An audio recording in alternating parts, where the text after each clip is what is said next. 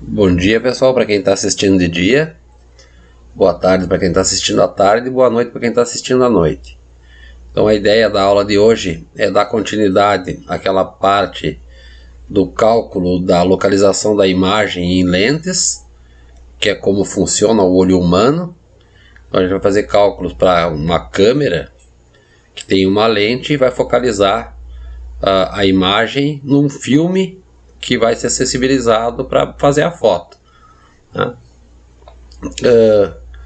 Feito isto, vou fazer dois exemplos na aula de hoje, usando as equações, a equação de Gauss, que é aquela equação que localiza a imagem. Eu vou relembrar ela novamente hoje também, e depois eu vou começar a explicar a audição, basicamente pelo funcionamento do ouvido humano, e a partir daí, se der tempo, a gente fala da escala decibel. Tá ok? Então vamos lá.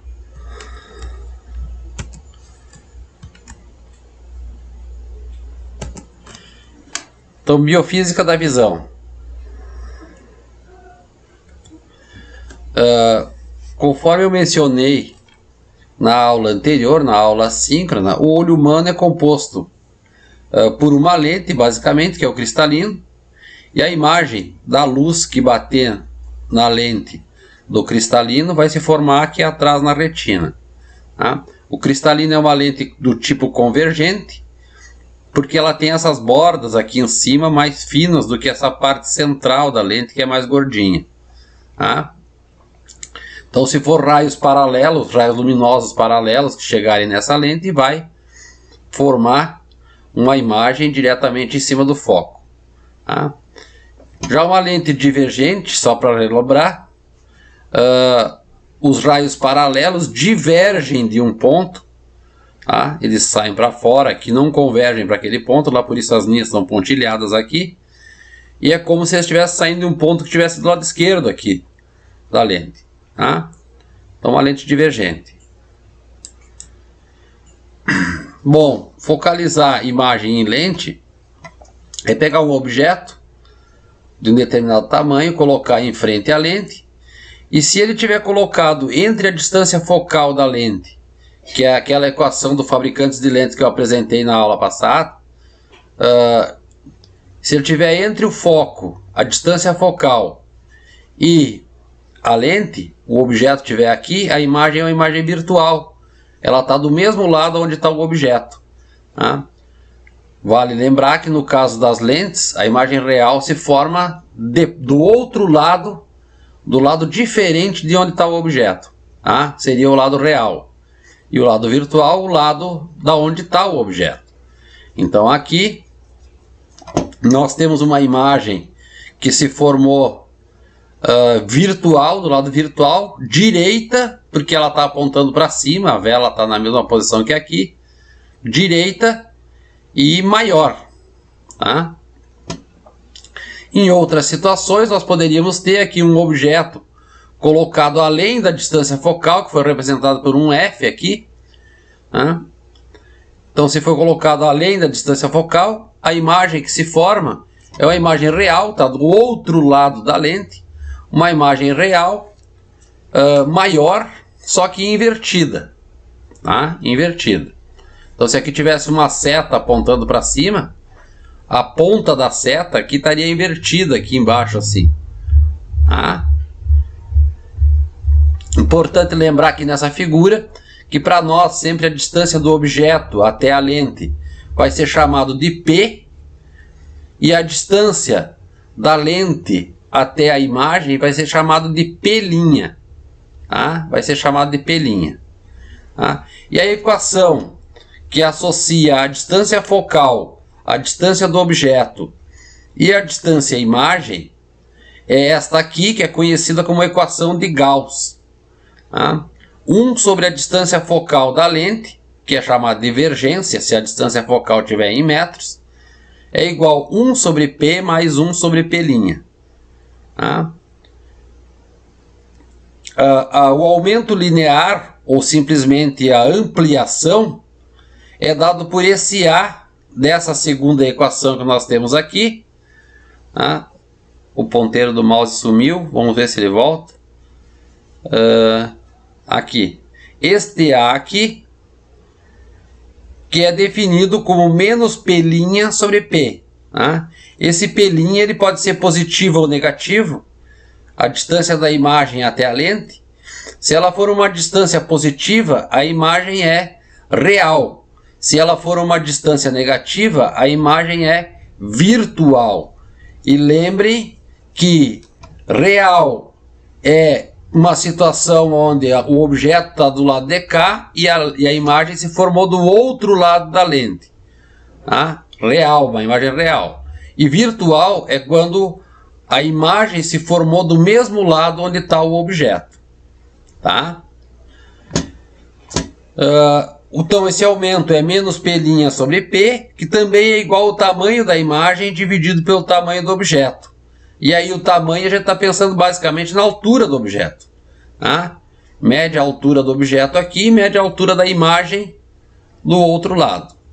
Nessa figura aqui, o objeto grande, esse A0 é um ponto antissimétrico. A0 representa 2 vezes o foco. Então se o objeto estiver colocado além desse ponto antissimétrico, ele estiver além do ponto antissimétrico em relação à lente, a imagem se forma invertida e menor. Tá? Invertida e menor. Então, lentes esféricas, a ampliação ou o aumento vai ser dado por menos P' sobre P, ou ainda o tamanho da imagem dividido pelo tamanho do objeto, a altura da imagem pela altura do objeto. Tá? Se o I e o O for positivo, a imagem e o objeto são direitos, tá? Os dois apontando para o mesmo lado. Aqui está dito de cabeça para cima, eu peguei da internet isso aqui, mas em princípio estão apontando para o mesmo lado. Tá? Se o I e o O forem negativos, a imagem e o objeto invertido, de cabeça para baixo. Então um está apontando para cima, o outro está apontando para baixo. Tá? O importante lembrar aqui é o sinal desse A. Se o A for positivo, a imagem é direita. Então se tiver uma seta apontando para cima, a imagem vai apontando para cima também. Se o A for negativo, a imagem é invertida. Então tipo o objeto está apontando para cima e a imagem está apontando para baixo. Tá? A equação dos fabricantes de lentes a gente não vai usar, mas seria uma forma de calcular a distância focal de uma lente com os índices de refração do meio. A gente já viu o que é um índice de refração. Então aqui N1 poderia ser o ar, N2 poderia ser o material que constitui a lente, poderia ser o vidro. A gente viu que o vidro é aproximadamente 1,5. Tá? Esses raios aqui são os raios das duas superfícies da lente. Então daria para calcular a distância focal da lente, conhecida como fórmula de Rayleigh, a equação dos fabricantes de lente. Tá? A gente não vai usar isso aqui, mas se alguém tiver curiosidade de olhar como é que a gente constrói uma lente, como é que a gente calcula a distância focal de uma lente, teria que dar uma olhada nessa expressão aqui para ter uma noção melhor de como que acontece. Aqui algumas situações, então uma lupa, o objeto é colocado entre o foco e a lente, de tal forma que uma folha, quando eu estou observando com a lupa, tá, eu coloco aqui aproximadamente 3 centímetros, vai estar entre o foco e a lupa, e a imagem é uma imagem virtual, é uma imagem que se forma do mesmo lado que está o objeto. Tá? Então, se é uma imagem virtual, nesse caso ela vai ser sempre direita e maior. Tá? Então, numa lupa, a imagem que se forma é direita e maior. Direita e maior, a gente tem que olhar sempre do outro lado da lupa para conseguir enxergar a imagem do objeto. Tá? Então, aqui tem um traçando os raios luminosos que saem do objeto para formar a imagem. O objeto está aqui entre o foco e a lente, e a imagem se formou maior e direita, com a extremidade da seta apontando para cima. de novo a equação, só para lembrar, só que agora passo a passo colocando o que significa cada uma das grandezas que estão escritas aqui. Tá? Então P vai ser a distância do objeto até a lente, P', a distância da imagem até a lente, F, a distância focal da lente, que poderia ser calculada usando aquela equação de Rayleigh, o I vai ser a altura da imagem e o O a altura do objeto. Isto aqui me localiza a imagem e isto aqui me dá o quanto que a imagem vai ser maior ou menor. Tá? Tem algumas regrinhas de sinais para usar essas duas equações e as regras de sinais estão associadas com as distâncias em relação ao objeto, se está do mesmo lado do objeto ou se está do outro lado. As distâncias que estão do lado do objeto são virtuais e negativas. Tá? Única exceção é a distância do objeto, que é sempre positiva. Então esse P que vai aqui nessa equação é sempre positiva. Tá? E se eu achar o P' negativo, a imagem se formou do mesmo lado do objeto. Distâncias atrás da lente, então, como se estivesse formando do outro lado da lente, elas são positivas, considerando que o objeto está na frente da lente. Então, se eu colocar um objeto do lado esquerdo da lente, a imagem se formar do lado direito, ela é uma imagem real. Vai dar um P' positivo. Com relação a esse A, que é ampliação ou aumento lateral, se o A for exatamente igual a 1, significa dizer que o I é igual ao O, então a imagem tem o mesmo tamanho do objeto. Tá? Se o A for menor do que 1, a imagem vai ser menor do que o objeto. E se o A for maior do que 1, o valor dele, tá? Significa que a imagem é maior do que o objeto. Bom, mas aparece um sinal aí, professor. Bom, esse sinal aqui, se a imagem for virtual, então esse P' vai ser negativo e o A vai ficar positivo. Então, quando for uma imagem virtual, o A sendo positivo significa que a imagem é à direita. E se o A for negativo, significa que a imagem é invertida. Tá? Tá tudo anotado aqui nesse slide, então se vocês precisarem de algum apoio para voltar e descobrir qual é o sinal, se é real, se é virtual, se é direita, maior ou menor, vocês voltem nesse slide aqui que vocês vão ter a explicação todinha escrita aí para esclarecer esses conceitos. Tá bem? Exemplo. Então aqui um exemplo de uma câmera fotográfica com aquela lente de 50 milímetros, aquela lente grande, comprida assim, parece uma luneta, 50 milímetros de distância focal, é utilizada para fotografar uma árvore de 25 metros de altura. Se a imagem da árvore no filme tem 25 milímetros, qual é a distância entre a câmera e a árvore? Exemplo do Duran, tá, pessoal? Então, o que nós temos? Distância focal, 50 milímetros. É uma lente convergente, essa distância focal é positiva, tá?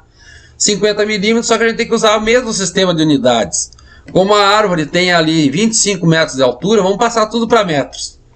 Então, 50 milímetros, 0,05 metros. 25 metros de altura é a altura do objeto, a árvore. Então, o O vale 25. E o filme vai ser a altura da imagem. Tá? Então, vai ser o I, 25 milímetros. Ou seja, passando para metros, nós vamos ficar com 0,025. Tá? Bom, quais são as equações que nós temos? Nós temos 1 sobre F igual a 1 sobre I, 1 sobre P mais 1 sobre P', e nós temos que o aumento é menos P' sobre P ou é I por O. Então vamos ver qual das duas a gente vai usar. Sempre a gente vai usar uma ou outra ou vai usar as duas. Tá? Então aqui nesse caso, o que a gente consegue é descobrir o A, tá? Que é I por O I é o tamanho da imagem, o O o tamanho da árvore. Então isso aqui vai dar 0,001. Ah, mas o A é I por O, mas também é menos P' sobre P. Então a gente sabe que o menos P' sobre P é 0,001. Bom, conforme a estrutura que é montada para esta câmera fotográfica, a imagem sempre vai se formar invertida no filme, tá? Sempre vai se formar invertida, tá? De tal forma que aqui a gente teria que colocar um sinal de menos para o A, tá?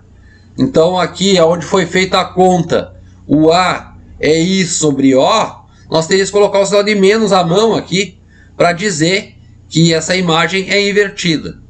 Então, levando em conta que esse A é negativo, porque a imagem é invertida, aqui esse sinal de menos vai subindo a expressão. Tá? Vai ficar P' igual 0,01 vezes esse P que estava aqui embaixo. Tá? Vamos sumir com a minha câmera aqui. Então vamos lá para outra expressão. 1 sobre F, 1 sobre o foco, 0,05, igual 1 sobre P, mais 1 sobre P'. Só que o P' vale 0,001P. Então foi colocado aqui. Tem 2P no denominador, então dá para pegar esse P e fatorar ele aqui embaixo e passar multiplicando para o lado de lá. Então eu pego o P, divido para cá e jogo lá para cima. P por 0,05 é 1, porque agora o P sumiu daqui, mais 1 dividido por 0,01. Se fizer essa conta, 1 dividido por 0,01 é 1000, vai ficar 1 mais 1000, então o P é a multiplicação de 0,05 por 1001, 50,05 metros. Então a distância da árvore até a lente da câmera é de 50,05 metros. A conta poderia ter sido ao contrário, tá? Poderia pegar a distância aproximada entre a árvore e a lente e descobrir a que altura de árvore que eu conseguiria bater foto com um filme de 25 milímetros. Tá bem? Exemplo do Duran resolvido aí. Na sequência, um outro exemplo, então uma situação mais geral.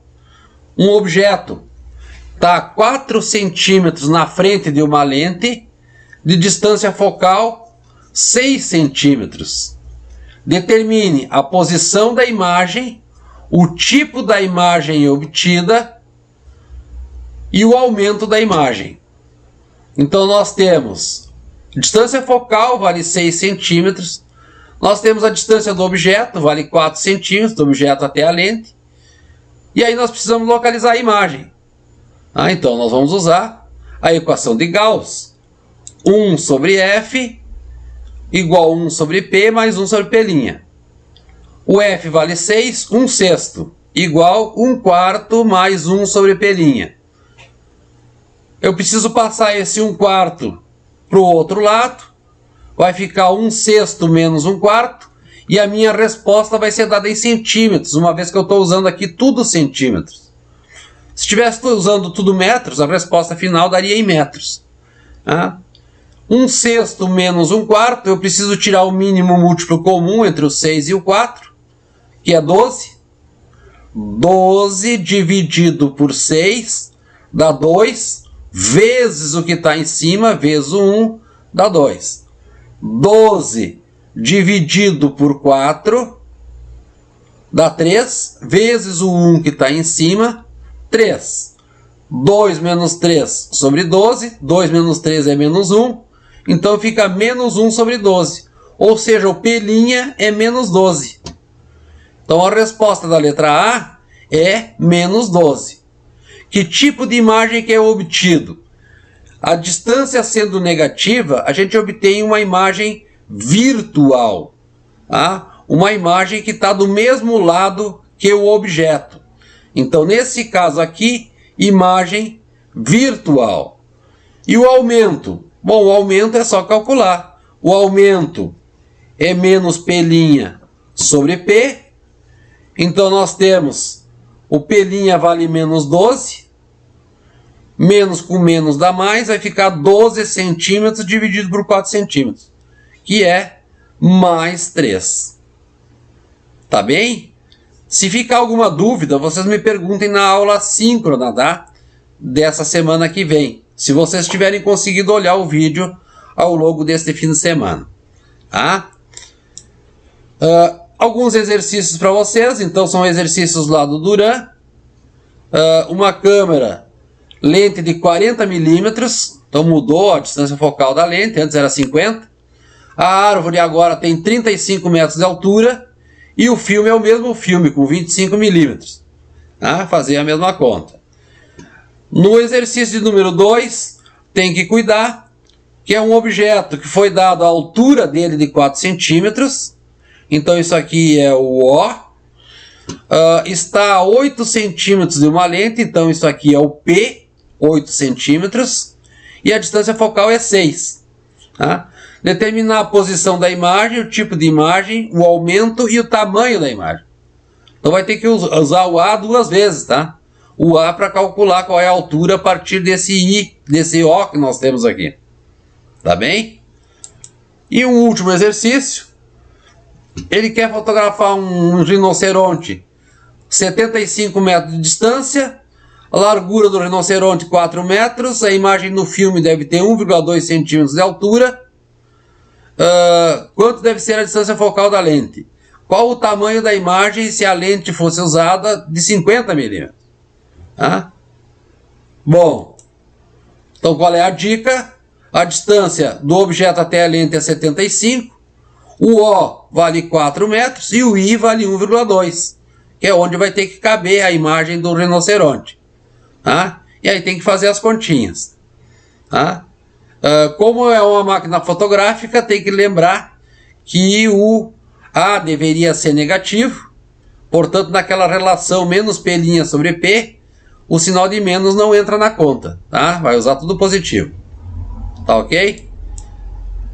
Os defeitos de visão eu já havia comentado na primeira aula, só para relembrar, o fenômeno, o defeito da miopia,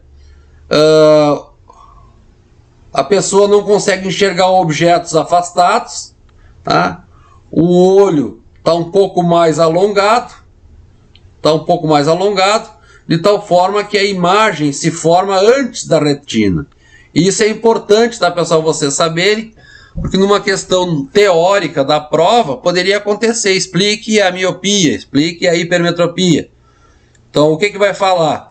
Vai dizer que o olho míope, a imagem do objeto passa pelo cristalino, se forma antes da retina, que é essa figura que tem aqui na letra A, se forma antes da retina. E a forma de correção é usar uma lente divergente. A forma da lente que tem aqui é uma lente bicôncava, então as extremidades são mais grossas do que a parte central, é uma lente divergente.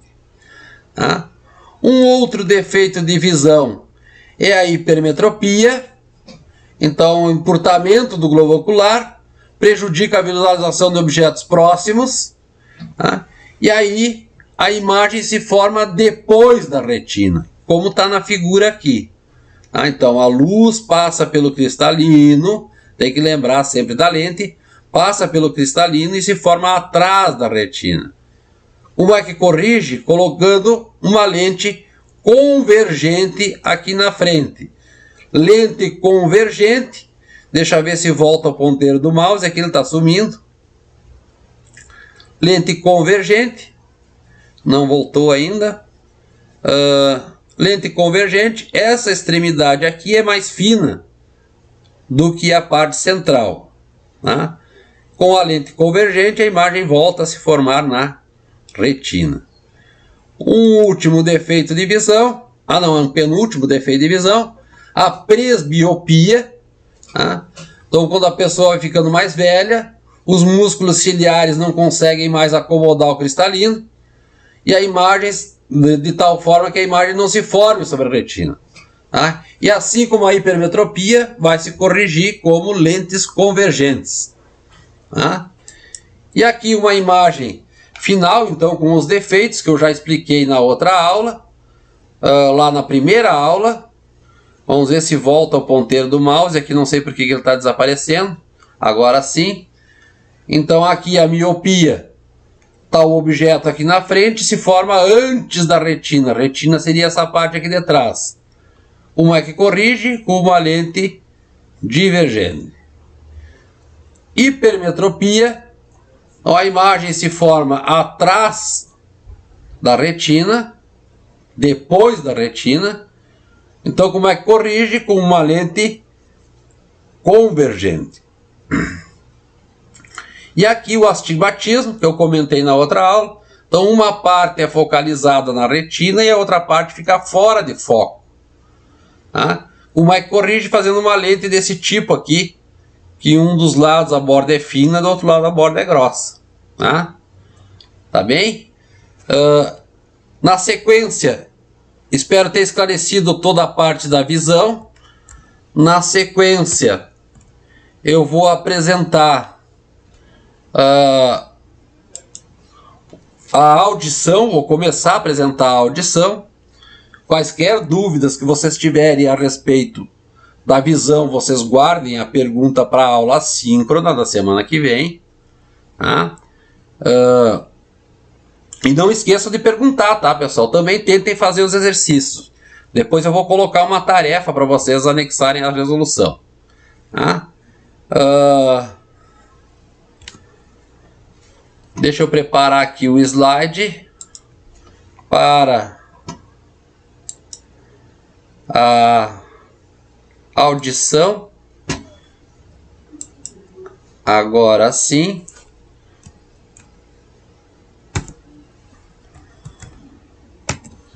Então, biofísica da audição. Eu vou começar explicando para vocês o ouvido, as subdivisões da estrutura do ouvido e como que se dá a audição inicialmente. Tá? Então, para a gente ouvir um som, a gente precisa primeiro que o som seja audível. A gente vai ver que o ser humano ouve sons de 20 Hz até 20 kHz. Se a frequência do som for mais baixa do que os 20, nós teremos um infrassom e a gente não ouve. E se a frequência for maior do que os 20 kHz, então a frequência mais alta, nós vamos ter um som infrassom e agora não me lembrei do outro termo. Infrassom e ultrassom. Eu lembrei. Dá uns brancos às vezes. Eu estava pensando em outra coisa. Estava pensando nos cachorros, tá, pessoal? Que eu falei aí de 20 Hz para baixo. Tá? Então, infrassom e ultrassom. Acima dos 20 kHz. Abaixo dos 20 Hz tem os cachorros que ouvem. Então, os cachorros ouvem infrassom. Enquanto que acima dos 20 kHz tem os morcegos que ouvem essas frequências de ultrassom, frequências mais altas. Tá? Então, primeiro, a gente precisa de um som audível. Então, ele tem que estar dentro da faixa de 20 até 20 kHz. Bom, o som é uma onda mecânica. E se ela é uma onda mecânica, ela precisa de um meio para se propagar. Então, para se ouvir o som, a gente precisa de um meio físico para a propagação das ondas sonoras. Ela tem que chegar até o ouvido. Para que o ouvido funcione, transmitindo as informações da frequência, da amplitude, do timbre e a localização da fonte sonora, o ouvido tem que ser um ouvido bom. Não pode ser um ouvido com algum problema físico da estrutura dele. Tá bem? Basicamente, o ouvido é subdividido em 3 partes. O ouvido externo, que é aqui o pavilhão auditivo, a orelha, o canal auditivo. Tem aqui alguns pelinhos aqui, tem onde forma a cera do ouvido.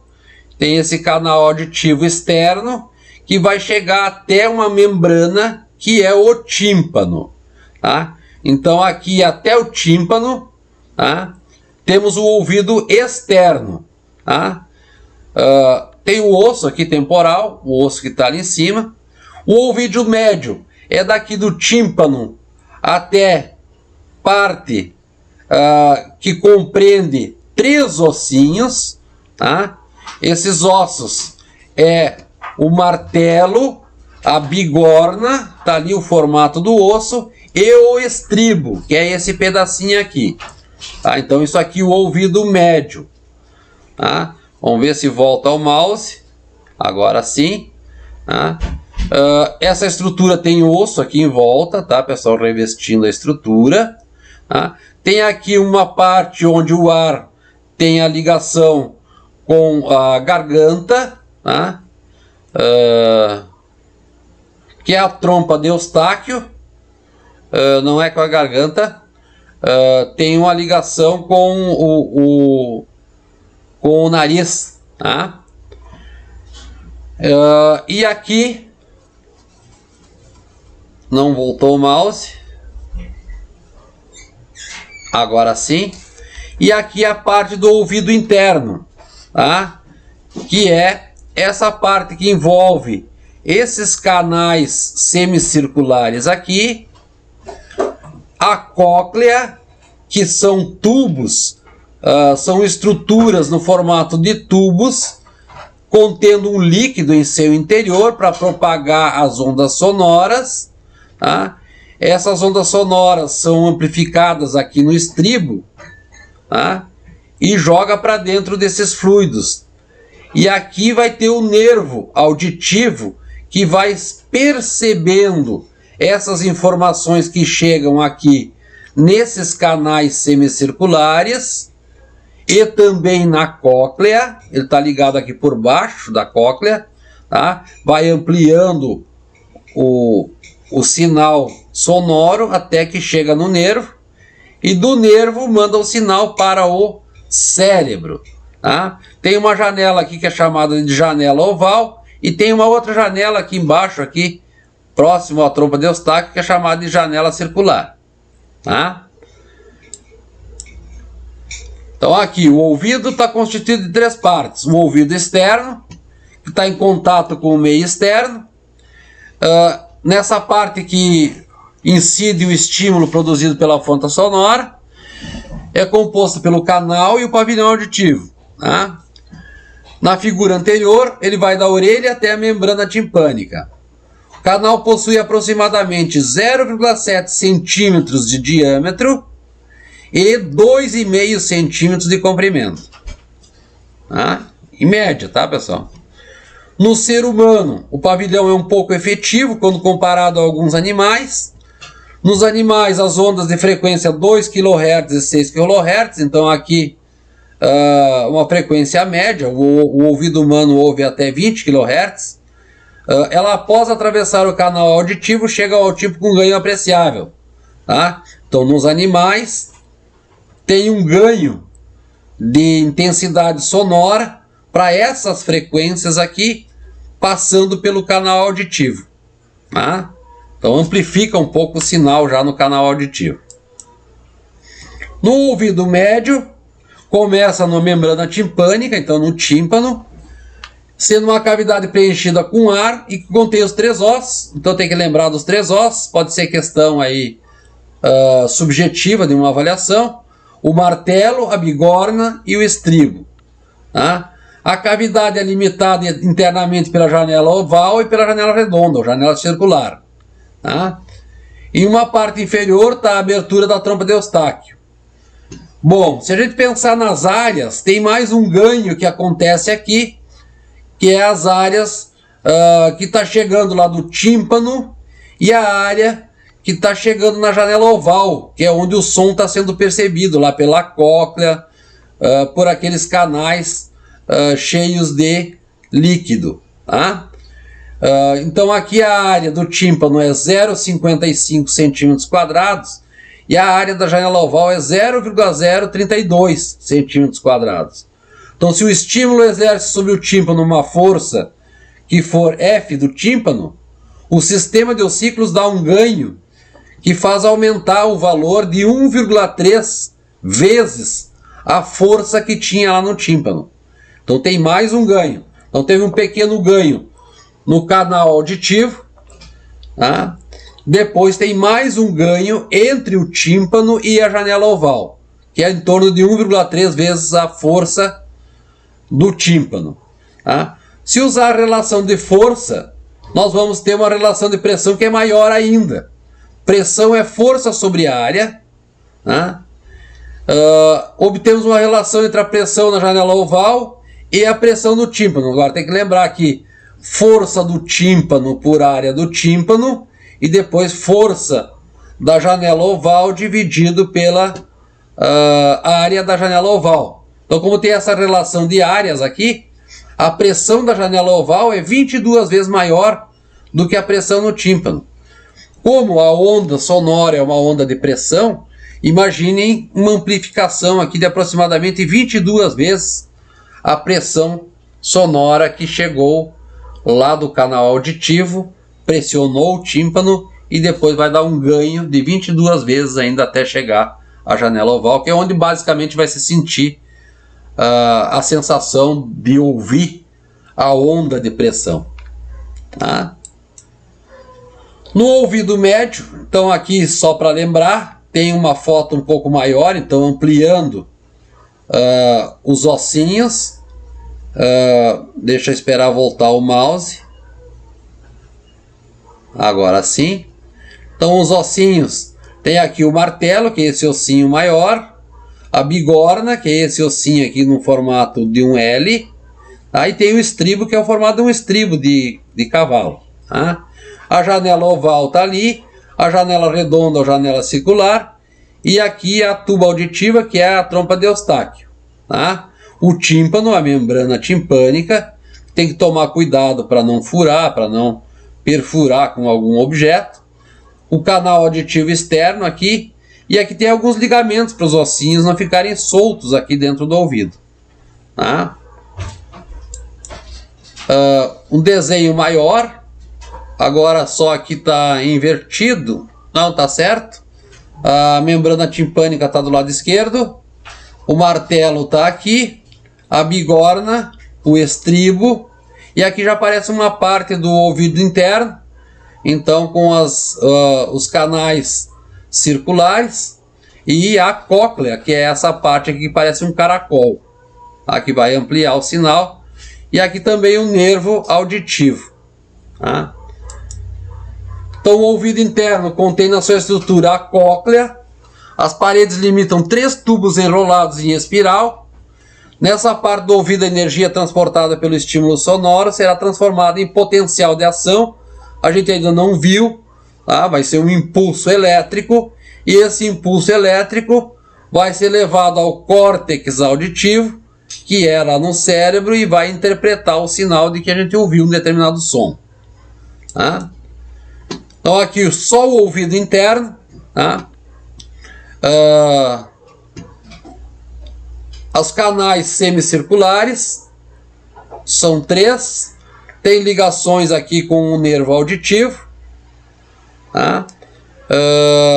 A cóclea é essa porção aqui que no formato de um caracol. A janela oval começa aqui, onde está apoiado o estribo, e aqui o tubo de Eustáquio. Aqui sim está invertido, porque o som está vindo da direita para a esquerda. Tá? Então aqui o ouvido como um todo. Tá? Então pavilhão auricular, canal auditivo, aqui a estrutura do pavilhão auricular, os ossos aqui, a parte do ouvido médio, o martelo, a bigorna e o estribo estão apresentados nessa figura, o tímpano, a membrana timpânica, os canais semicirculares, a cóclea e a trompa de Eustáquio, tá? Aqui, tá?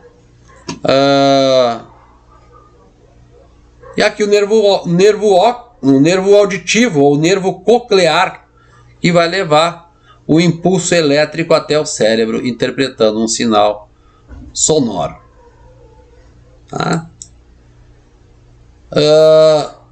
A escala decibel eu vou deixar para apresentar na próxima aula para vocês, mas já posso adiantar aqui. Se a gente for tentar medir a intensidade de um som, tá? É muito mais prático trabalhar em uma escala logarítmica e na escala decibel, tá? Então aqui a escala decibel vai ser representada por esse beta, é 10 vezes o logaritmo na base 10 da intensidade do som em watts por metro quadrado, dividido pela intensidade do som mínima que é percebida pelo ouvido humano, tá? Essa intensidade em geral é 10 na menos 12, tá? É o limiar da audição humana. Então, se tiver som com intensidade menor do que isso aqui, a gente não ouve nada, tá? Então 10 na menos 12 vai estar aqui o I0, e a gente vai colocar o valor do I aqui, vai transformar para essa escala decibel e vai ver o que acontece, tá?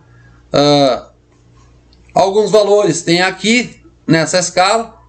O limiar da dor é próximo a 130 decibéis, tá? E aqui está falando na pressão logo ao lado, 100 milhões de micropascais.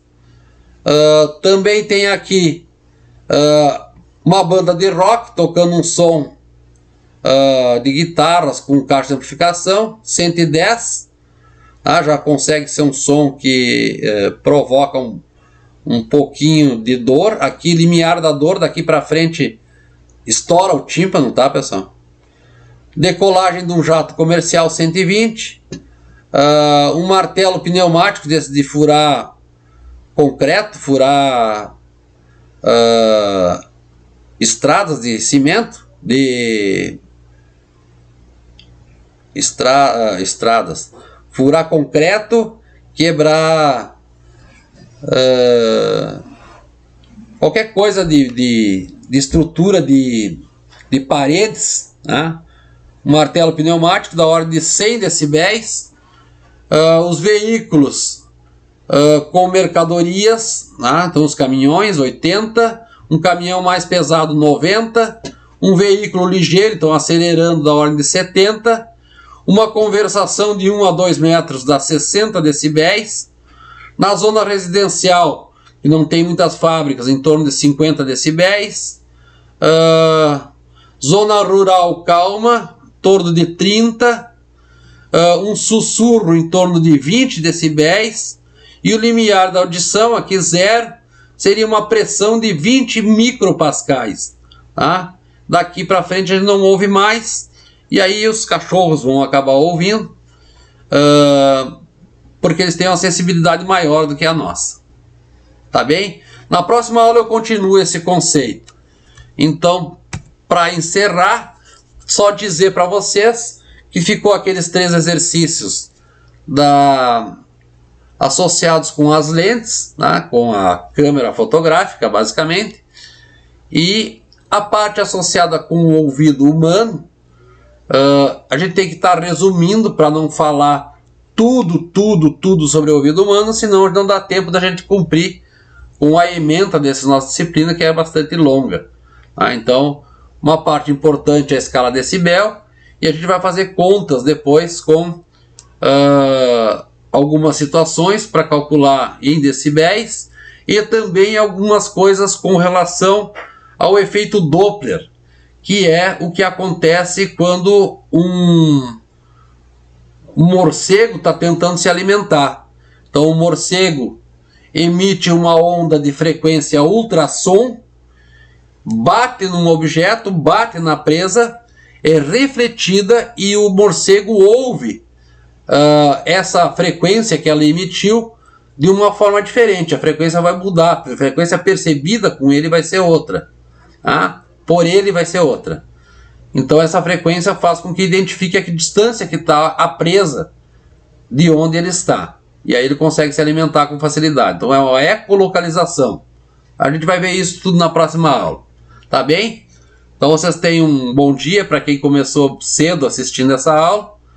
Uma boa tarde e uma boa noite para quem começou mais adiante. E uma boa tarde e boa noite para todos aí, né? Porque daí começou cedo, mas de tarde ainda tem que ser um bom dia. Tem que ser uma boa tarde, tem que ser uma boa noite.